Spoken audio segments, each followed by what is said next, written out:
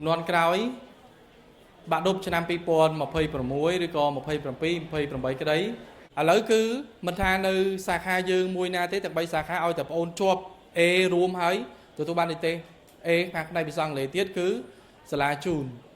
công tơ một cường ao tay chỉ sơ sla phải nhận sật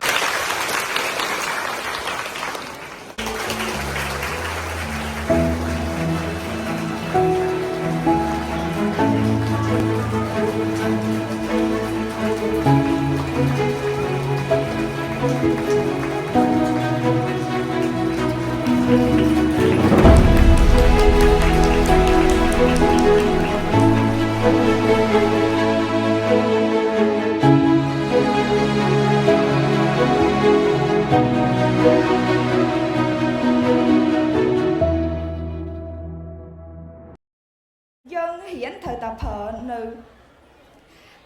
សេរីរាង្គវិញ្ញាណទាំង5របស់យើងតើយើងបានចាប់យកបានល្អអញ្ចឹងទៅបើយើងអានឮទៅ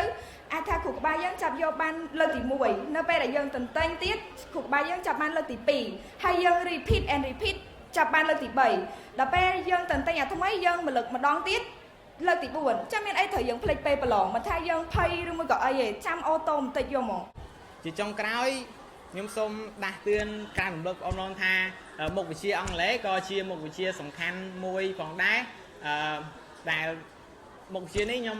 ធ្វើមិនសូវបានល្អប្រហែលទេអញ្ចឹងដោយសារជាបទពិសោធន៍ផ្ទាល់ខ្លួនខ្ញុំសូមផ្ដាំទៅបងប្អូនថាត្រូវកាត់ខំមករៀនមុខវិជ្ជាអង់គ្លេសព្រោះដោយសារបើយើងគិតទៅថាបើសិនជាអង់គ្លេសយើងបានបន្ទុកច្រើនទៅវាអាចជួយឲ្យយើងធូរស្រាលនៅពេលដែលមុខវិជ្ជាផ្សេងទៀតយើងធ្វើអត់សូវបានល្អចឹងបន្ទុកយើងទោះអាផ្សេងទៀតយើងធ្វើបានខ្វះមកបន្ទុកពីបន្ទុកក៏អង់គ្លេសយើងអាចជួយបំពេញបានដែរចឹងទៅបងលើកចិត្តបងប្អូនថាត្រូវគិតឡើងវិញយើងជាសិស្សបានរៀននៅសាលាដែលល្អមានគុណភាពចឹងហើយយើងគួរណាតែយកចិត្តទុកដាក់រៀនមួយហើយនៅពេលមករៀនហ្នឹងយើងគួរណាតែយកទូរស័ព្ទយើងបិទឲ្យចិត្តឬក៏ទុកនៅកន្លែងណាដែលលោកគ្រូឲ្យទុកទូរស័ព្ទចឹងអាហ្នឹងតើចាក់រៀងខ្លួនហ្នឹងខ្ញុំចាប់ដើមធ្វើវិញ្ញាសាចាស់ឡើងវិញបន្ទាប់ពីធ្វើហើយខ្ញុំក៏ធ្វើវិញ្ញាសារបស់គ្រូជាពិសេសមកអត់អាចអត់ធ្វើបានទេហើយបន្ទាប់ពីធ្វើហើយអ្នកគ្នាអាចស្រាវជ្រាវរកវិញ្ញាសាថ្មីមកធ្វើបន្ថែមទៀត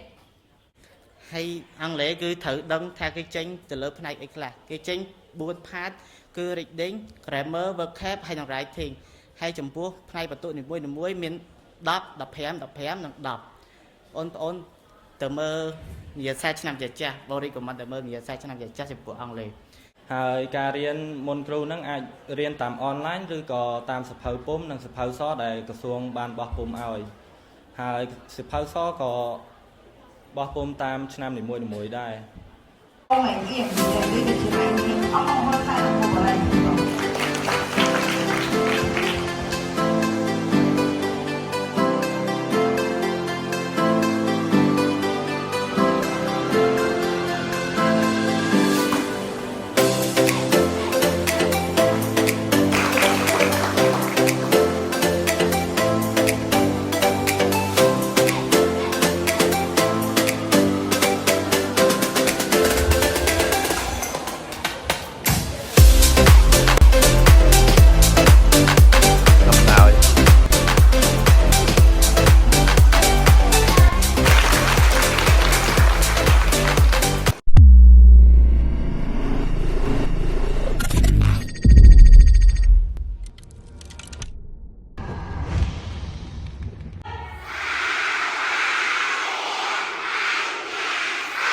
Hai con